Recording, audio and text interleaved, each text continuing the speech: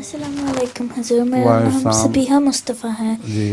और मैं टूटिंग की जमात से हूँ और मेरे अब्बू का नाम गुलाम मुस्तफ़ा है।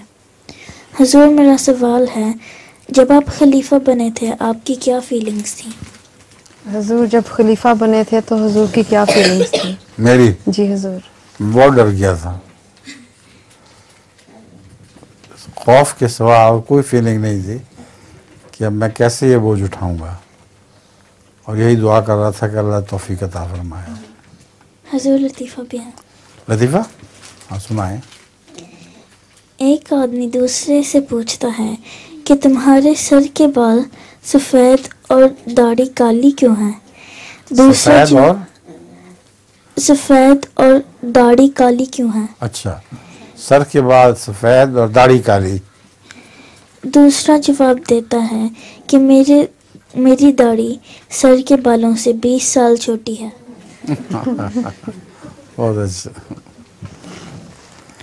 एक लड़के ने से उसके अब्बा ने कहा कि देखो, तुम जब शरारतें करते हो तो मेरे बाल सफ़ेद हो जाते हैं, तो मेरे देखो कितने बाल सफ़ेद हो गए हैं।